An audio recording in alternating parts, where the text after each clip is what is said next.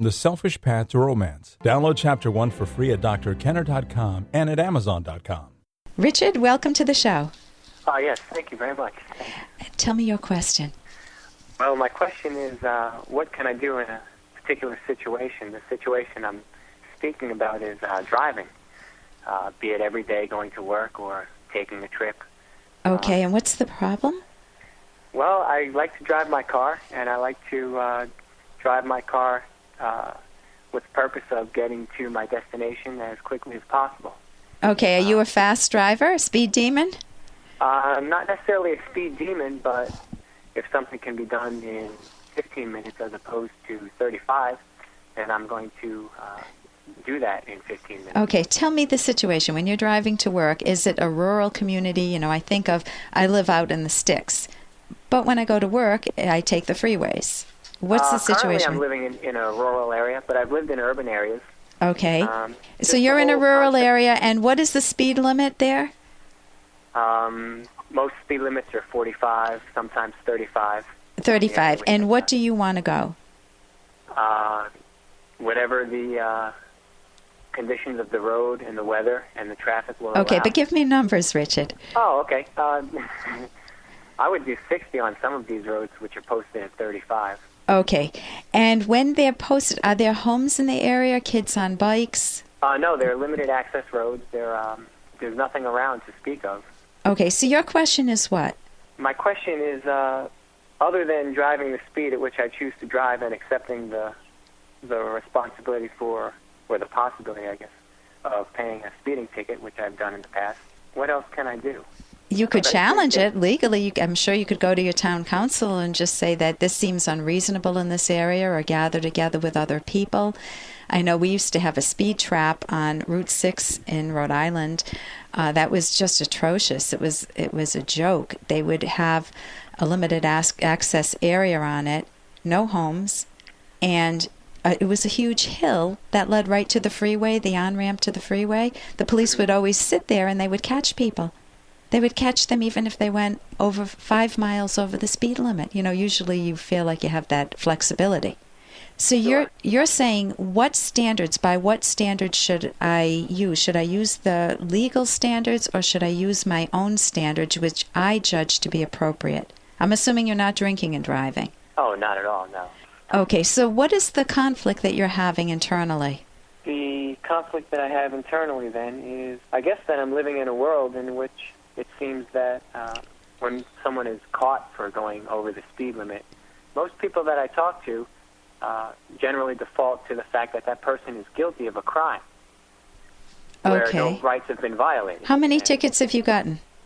Let's see. I've gotten 5 tickets in my life. Okay, and how old are you? 30. 30. So you were driving at the age of around 16. Are they 30 recent tickets? No, actually, I didn't start driving until I was 20. I grew up in an urban area. Okay. So for 10 years you've been... They've been spaced out. They've been spaced out, so it isn't just a slew of them. Oh, no. Okay. You could see that when you're in a free country, you can make this an issue in your life. Like, of all the things on your platter right now, you want to ask yourself the question, why does this bother me? Why was this enough to trigger a phone call to Ellen? Okay. Mm-hmm. And that's an important question to ask, because you could have relationship problems. There could be other things. If your mind focuses on less significant things, say like speeding, rather than something that's right up front and personal, a relationship that's falling apart, a career that's falling apart, then you don't want to use a question like, you don't want to let this be a distractor in your life.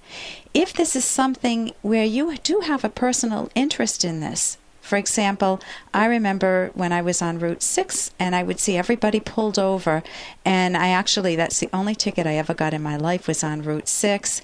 I went to the traffic court and I saw what a clown, the judge was an absolute clown. I mean, in the worst sense. And the whole thing was just, it made a mockery of speed limits. It made a mockery of the law. And since then, they've stopped it. So there were people that had to have rallied to put an end to that. I was not one of them. I did not make that my battleground in life. But you could do that. I'll bet you would get a lot of support for certain areas where it legitimately there should be a higher speed limit in those limited access areas.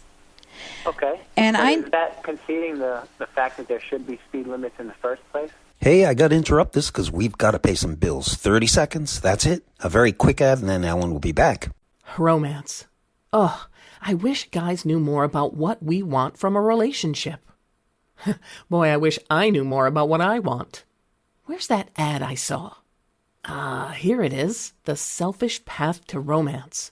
A serious romance guidebook. Download Chapter 1 for free at selfishromance.com and buy it at amazon.com. The Selfish Path to Romance.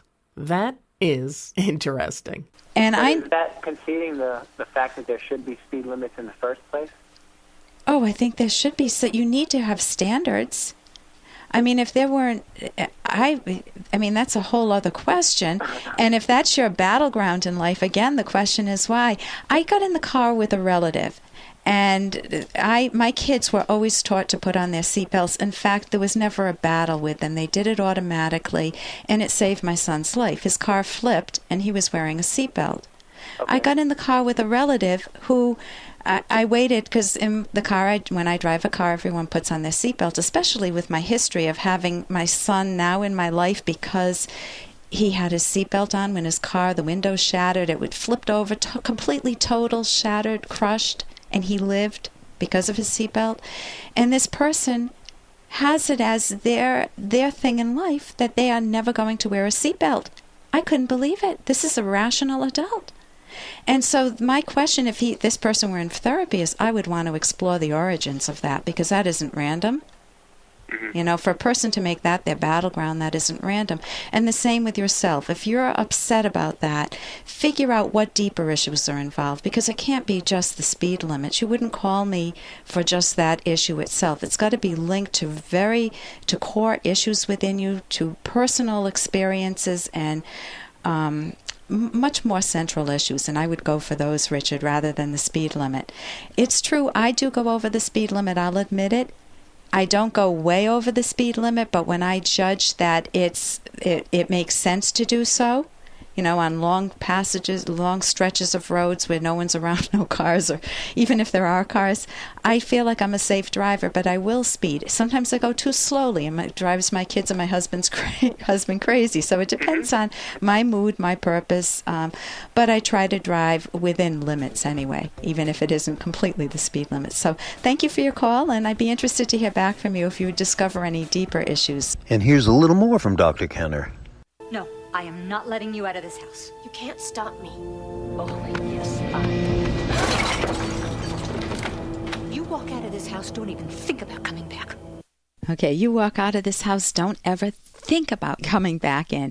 Struggles with your parents or struggles with your kids. You know how when they've turned teenagers, this is from Buffy, so Buffy's around 16, 17, or she's a teenager, and she wants to leave. Her mother's a decent mother, and yet listen to the power struggle that they get into. Mom puts down the gauntlet and says, makes a challenge. You can't stop me. And her daughter says, oh, yes, I can. I will leave this house. So the point here is that you can't force a mind. When you try to, even as a good parent, you try to reach out to your kids and beat some sense into them. You can't beat sense into a kid. You need to reason with them. You need to reach them. You need to set limits, and you need to have natural consequences. It's not that you let them run roughshod over you and you just lie down and be a doormat in life. It's that you need to set rational consequences for them and standards by which they act. And when you try to threaten them, it backfires. For more Dr. Kenner podcast, go to drkenner.com and please listen to this ad. Here's an excerpt from The Selfish Path to Romance, the Serious Romance Guidebook by clinical psychologist Dr. Ellen Kenner and co-author Dr. Edwin Locke, who's world famous for his theories in goal setting. If your partner just doesn't talk or want to listen, even after repeated attempts to communicate, it may be the manner and tone in which you ask or tell your partner something. You may have been too unassertive or hesitant in expressing yourself, so your partner doesn't think you mean what you say. Make sure to be clear and resolute in expressing yourself, especially about something important to you. Or you may have made your wants clear, but in such an obnoxious, insensitive manner that the content of what you say is overwhelmed by your overbearing style. You can download Chapter 1 for free by going to drkenner.com. And you can buy The Selfish Path to Romance at amazon.com.